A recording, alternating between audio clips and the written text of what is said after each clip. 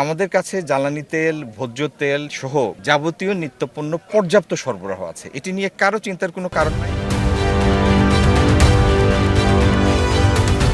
বাজারে ভোগ্যপণ্য আগের মতোই আছে এবং বাজার স্থিতিশীল আছে বলে জানিয়েছেন বাণিজ্য, বস্ত্র ও পাট ও শিল্প মন্ত্রণালয়ের মন্ত্রী খন্দকার আব্দুল মুক্তাদির। তিনি বলেন, জ্বালানি তেল ও ভোজ্য তেলের সরবরাহ প্রচুর রয়েছে, তাই অহেতুক আতঙ্কিত হওয়ার কোনো কারণ নেই। রোববার 15ই মার্চ চট্টগ্রামের খাতুনগঞ্জ পাইকারি বাজার পরিদর্শন ও ব্যবসায়ীদের সঙ্গে আলোচনা করার সময় মন্ত্রী এসব কথা বলেন। তিনি আরও বলেন, কিছু খুচরা ব্যবসায়ী বাজারে শূন্যতা সৃষ্টি করার চেষ্টা করেন, কিন্তু বাজারে যথেষ্ট সরবরাহ আছে এবং কোনো পরিস্থিতিতে বাড়তি মূল্য নেওয়ার সুযোগ তৈরি হয়নি।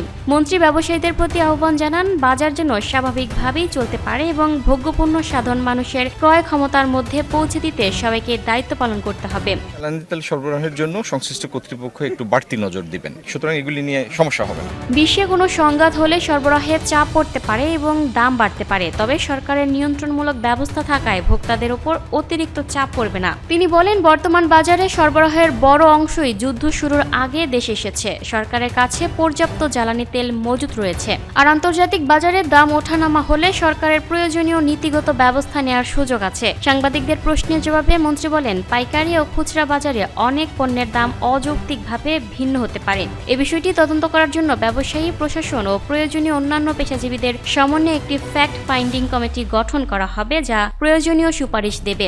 মন্ত্রী আরও বলেন, বাংলাদেশ এখনও আমদানি নির্ভর দেশ। আন্তর্জাতিক বাজারে পণ্যের দাম বাড়া, ডলারের মান বৃদ্ধি বা পরিবহন ব্যয় বেড়ে গেলে দেশের বাজারেও তার প্রভাব পড়বে। তবে অভ্যন্তরীণ ব্যবস্থাপনা বা নিয়ন্ত্রণজনিত কারণে যেন পণ্যের দাম অযৌক্তিকভাবে বাড়ে সে বিষয়ে সরকার সতর্ক।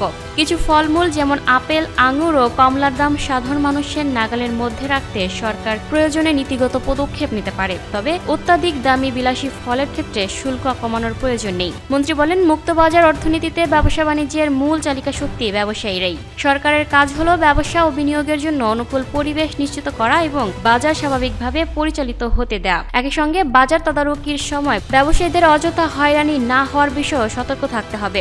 রমজান মাস উপলক্ষে তিনি ব্যবসায়ীদের আহ্বান জানান, এই মাস ত্যাগ ও সংযমের মাস, তাই যদি ব্যবসায়ীরা মানুষের স্বার্থকে অগ্রাধিকার দিয়ে ন্যায্য মূল্যে পণ্য সরবরাহ করেন, তবে তা সমাজে একটি ইতিবাচক দৃষ্টান্ত স্থাপন করবে। পর্যাপ্ত মজুদ আছে, এগুলি নিয়ে আপনাদের শঙ্কার কোনো কারণ নাই। Lucky Akter, people voice television, Dhaka.